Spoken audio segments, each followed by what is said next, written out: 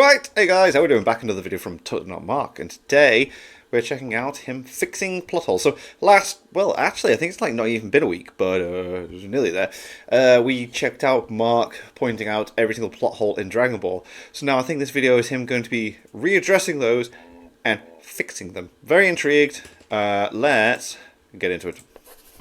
Mark's As a Dragon Ball. general rule, people have a low tolerance for weak writing and downright hate plot holes. But given that I've spent so many years analyzing and loving Akira Toriyama's Dragon Ball, lately I found myself exploring these cracks in the story profoundly interesting. They say that you can learn a lot from studying your own mistakes, so perhaps I might be able to learn even more by studying a great storyteller's mistakes and weaknesses too. In my last video, I outlined some of my favorite plot holes, inconsistencies, and narrative contrivances from Dragon Ball, and this week, I want to take that one step further by going through each of these creatively weak choices or accidental slip-ups in order to see what it might have been like to be Akira Toriyama in those situations, and through using more than 20 years of hindsight, see if we can come up with a better solution. Captain Hindsight! Now, at this juncture, you might be asking yourself, how is that any different from rewriting an arc? Well, unlike your standard rewrite or what if, any change I make to the story in this video cannot impact the surrounding narrative. Take Frieza's training in Resurrection F, for example.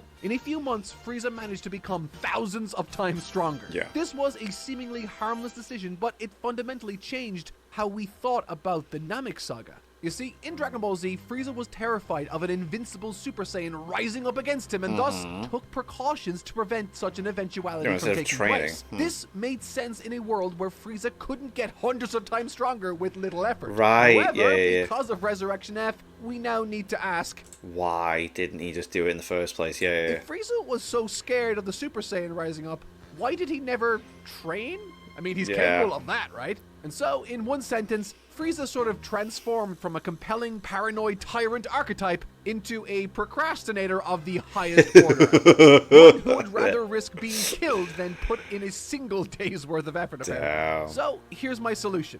Give Frieza a time chamber. His crew could have found it while he was dead, and it gives him a realistic means of catching up with Goku. All the while, the rest of the plot of the film remains unchanged. So, now that we know what we're trying to shoot for with this video, let's begin. Kicking things off, the easiest fixes can be found with the visual continuity errors. Stuff like Yamcha's broken leg or the countless coloring mistakes. Those are simple fixes. Other simple changes include scaling up Goku's Zaru, not cutting Trunks' hair prior to the Cell games, and making goddamn sure whatever height you give Krillin, you keep that shit consistent. Additionally, while I'm sure that there are those out there that would want to edit the countless course corrections in the Cell Saga, I have to disagree. The chaos and uncertainty of that arc is part of the reason it's so iconic. It's brilliant. You just don't know what's happening. You're constantly asking questions throughout, and it's just, I feel like the Cell Saga is the most intriguing one. It's not the best. I don't know. I mean, but it is. You're constantly wondering what is going on, and it just adds to it. It's boss. Like the Frieza Saga is always going to be the best one, in my personal opinion. The Cell Saga is like a very, very, very, very close second, just because of how much is happening. Enjoyable. I would just make sure that Trunks doesn't call Android 17 and 18 by the wrong names early on. Okay, so now it's time for more complicated ones. Tao's first fight with Goku. Okay, so I know I gave Tao throwing his pillar and it landing right in front of Goku coincidentally a lot of shit, but I do think it is a very hilarious gag. So the only change I'd make would be to give Tao a bit more of an accurate direction to shoot for. However, when it comes to Tao not checking Goku's vitals or person for the Dragon Balls, that's going to require a bit more creativity. One day later. Okay, I've thought about this for way too long, and I think I have something. The fact of the matter is, it's too convenient for Tao not to verify on any level whether or not Goku is alive. Even if he is super full of himself, Goku demonstrated enough during their battle to warrant special consideration. And so, now the question becomes, how do we get Tao to check Goku's vitals, identify that Goku is indeed dead, without killing our main character outright? Okay, I have got two solutions. One simple one, and another that's utterly insane. Let's begin with the reasonable and simple approach.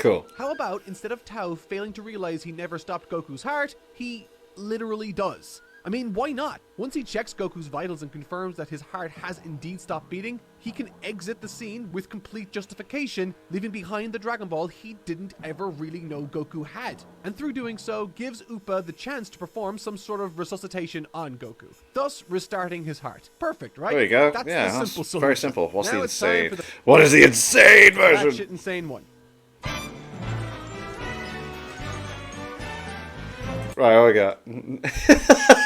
I paused that at the right time. How high is Mar going to fly with the upcoming solution? He's going to quote Robert McKee. He's going to steal an idea from Sherlock. He's going to reference a scene from Attack on Titan. He's going to kiss Tyson. I think the Attack on Titan thing. I think C. We're going with C. In Season 3, Episode 1 of the BBC series Sherlock... Okay, I forgot he's from, like, my area.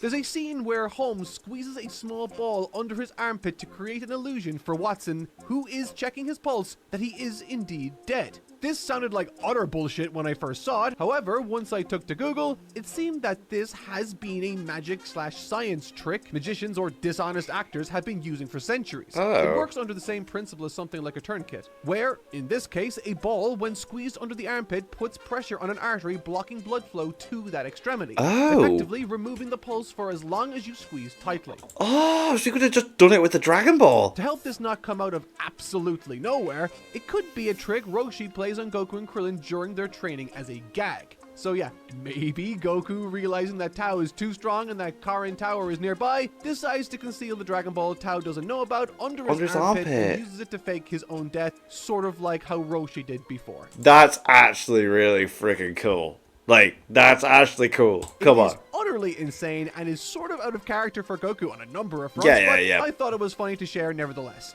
Next up, Brilliant. Goku versus King Piccolo, round 1. Seeing as the circumstances following Goku's defeat against King Piccolo mirrors in many ways his defeat by Tao, I'm gonna have to switch things up a little bit. Unlike Tao, who would check Goku's wrist, we can clearly see Piccolo check his heart instead. Yeah, he actually The goes pulse for the trick chest, yeah. won't work in this instance, and more than that, I don't think Goku would even try. The whole point of Goku's role in this arc is to be an impulsive hothead that pays for it in the long run.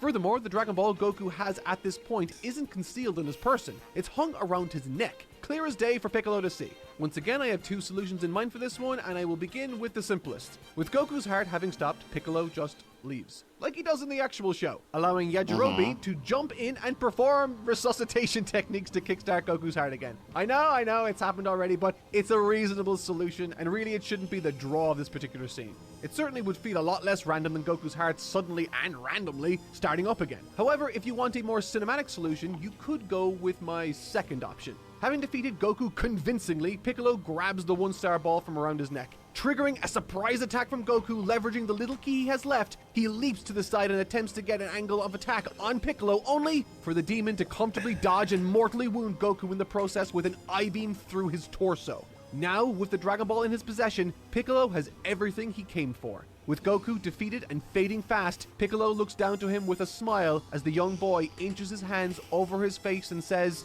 "Yajirobe, I need a little help. Taioken!" For those of you that don't know or don't speak Japanese, that's the solar flare. I think I'm sort of okay about this particular solution. It's already been established through techniques like the Kamehameha that Goku is able to mimic ki-based attacks incredibly fast. Very, And very given quickly. that Tenshinhan just used this moments prior in the Tenkaichi Budokai, I think it's reasonable that he could use it. And with Piccolo blinded, Yajirobe could potentially jump in to make the save and run off. Piccolo from there could just turn his attention back to the Dragon Balls, as he's not super concerned with Goku anyway, as he's probably just dead. He doesn't even know Yajirobe's there. And so from there, Yajirobe just takes Goku to the top of Karin Tower, where... Oh god, I hate this. Oh, let me think. Alright. The issue with the Ultra Divine Water isn't so much what it does for the character of Goku, but rather why it wasn't used at any point before and just suddenly showed up. Why are we only finding out about this now? And so, this is my solution. What if, once Goku arrives at the top of Karin Tower and eats a Sensu Bean, Karin reveals that he quite literally cannot help him? That he's already offered Goku everything he can by way of training in the past. There's no secret training he's withheld from him, and certainly none that would make up the difference in such a limited time frame. However, as soon as Karin finishes explaining, the sound of a droplet of water falling into a container positioned in the center of the tower echoes through the air. Goku moves to investigate the sound, all the while Karin quietly says to himself, he could say something. I thought he was literally going to end on that. That's so funny. Like that. In essence, this would be Karin Maybe this kid is the Dragon Ball Z after all. talking to Kami, with the implication being he's kept watch of Goku during and following his altercation with King Piccolo and has deemed him worthy of the Ultra Divine Water, thus filling what was once empty with Karin, making it available to him for the very first time. From there, Karin can go on to explain how it works just like the manga, perhaps with the added detail that this was a gift, or rather a test sent from above. The threat to his life is still very much there. The effects it has are still there. It's just been linked more directly to the will of Kami. And I think quite elegantly, this proposed solution I've offered also has the added benefit of partially fixing the whole Kami is concerned about Demon King Piccolo but did nothing argument some folks have. Alright, that was the one I was most concerned about. Pretty pleased with how it turned out. Now I'm going on to Goku versus Raditz's tail. So the issue with this one is, why did Goku commit to killing both himself and his brother instead of just grabbing his brother's tail again? I thought this one would have had a small and simple solution, but for the life of me, I couldn't really think of one. There's no reason Goku wouldn't just grab his brother's tail again. Heck, him being as worn out as he was in the manga by the time the second opportunity presented itself only advocates more for him grabbing the damn tail again. It's like Goku wanted to die or something. With that said, I am not going to suggest nor advocate for Goku surviving this exchange. The shot of Goku and Raditz biting the dust together is way too cool to pass up, class. and I'm not about to cancel Goku's jog to King Kai's either. So, what is my solution? Well, the only way I can justify Goku leaping into a full Nelson would be to remove Raditz's tail entirely. Perhaps after Goku releases his tail, at some point in the fight, perhaps even via Gohan or other such action-related scuffle, Raditz loses his tail. Somehow. Weakened by this, he still has enough power to kill both Goku and Piccolo, particularly since they're both fatigued and, one's missing a limb. And so this offers Goku only one option, and that's to tie up his brother like he does in the manga. It's a simple enough solution. I couldn't really think of anything else. Whatever. If you guys have a better solution, let me know in the comments. Next up, why didn't Vegeta help Nappa? To be honest, at first glance, I thought this was going to require some convoluted solution not dissimilar to the Tao scene, but then I realized a very simple solution was staring me right in the face. In the manga, Vegeta appears distressed to discover Goku's en route and far more powerful than they had initially anticipated. Feeling the pressure, he screams at Nappa to kill them all this instant, as all of them together could pose a threat with Kakarot in the picture. All the while, he, Vegeta, subsequently does nothing. The solution here isn't to involve Vegeta in the fight or have him easily kill everyone prior to Goku's arrival. That would be insane and change the course of the entire story. Yeah, like nothing's happening. The solution I have is to simply remove the concern from Vegeta's voice when he orders Nappa to kill them. Maybe nix the line about Kakarot being a problem too. Who knows? Vegeta's downfall against the forces of Earth came down to a stubborn belief that he didn't require the help of anyone to defeat Kakarot or the Earthlings. And so, given that that is who Vegeta is and what he believes and all that kind of jazz, I think to color his orders with this attitude in the face of this power reading feels in line with that story too. So yeah, my solution, just give Vegeta a chill pill. It's fine. Who cares if Nappa dies? Who cares if they're all there? Next up, Gohan's tail regeneration. So I don't really have much for this. It's so random, but crazy. So the issue here is that Gohan's tail regenerates right at the very end of Vegeta's fight with him, out of nowhere. And so my solution to this is to rewind the clock during Piccolo's training with Gohan, and for Piccolo to, instead of discovering Gohan's tail has suddenly regrown during his training with him, have it suddenly regrow as Gohan is backed into a corner and low on energy. That way there's at least precedent for what for why it would happen. Alright. Attributed to the human Saiyan hybrid Nappa referred to as a Super Saiyan earlier in the Saiyan arc. English, motherfucker, do you speak it? The spirit bombs can bounce. It might seem weird to think of this I as liked like this, but a weird writing moment, but there was really no evidence to suggest that you could bounce back a spirit bomb until right before. So here's my solution. Foreshadow this property of the spirit bomb or Genki Dama during Goku's first demonstration of it on King Kai's planet right before. Goku could perform the technique exactly as he does in the manga, only once he throws it, King Kai moves the target to test Goku's ability. To see if he can bounce He continues to move the target until suddenly King Kai himself is in the line of fire. Trying to stop the bomb in its tracks, King Kai raises one hand and smacks the bomb into the target himself. He goes on to explain that the spirit bomb can be deflected by those with good ki. Oh my goodness, what a way to explain it. That's so sick. I love that as well. That's so cool. Enough. It doesn't spoil the conclusion of No, the arc, not and at all. It does act as some decent foreshadowing. Yes. Popo's magic carpet travel bullshit. I have a really Okay, simple solution for this one. How about Popo can't teleport with his carpet? Yeah, I like- mean, the entire point of his carpet teleporting in the first place was to just transition the story to the next location faster. Yeah, pretty Plus, much. it was also kind of funny for Bulma to be shocked and all that kind of jazz. Popo didn't need to teleport. He could just fly there.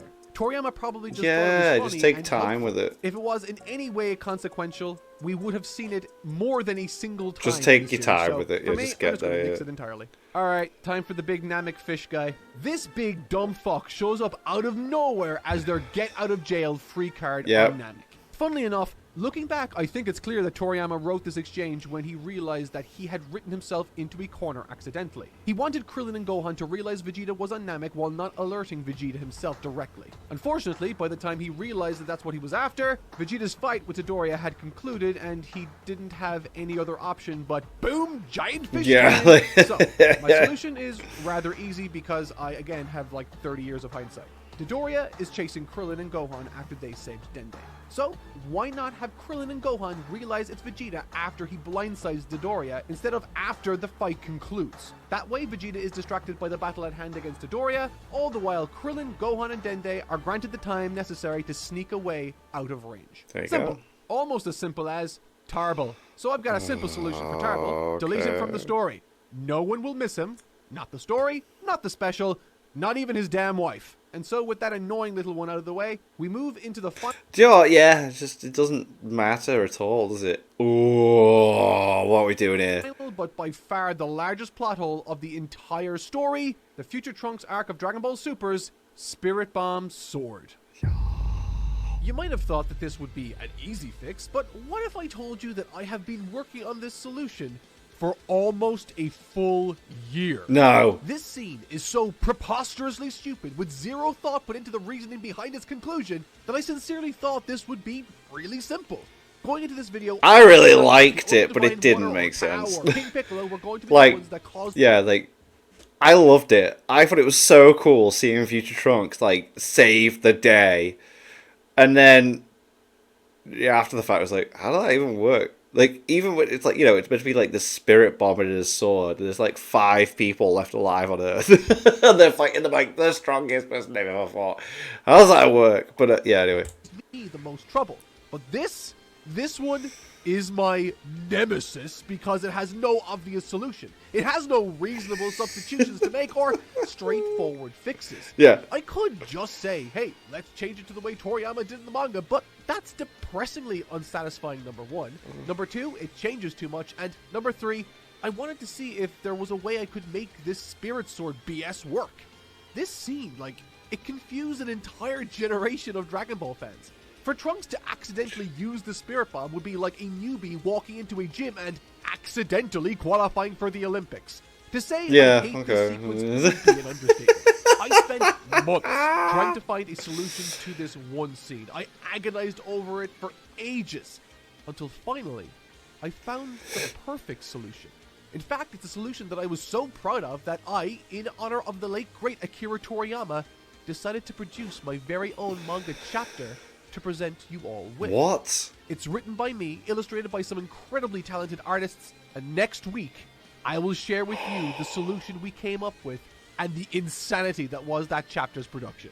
Plus, thanks to our friends over at Team 4-Star, you will also get to see it complete with voiceover and sound effects. No, that's going to be so sick. Oh my god. Oh, I look Mark. forward to sharing this tribute with you all. Be sure to subscribe if you don't want to miss it, and help us reach that 1 million milestone. It's coming up soon. But until then, I've been Totally Not Mark.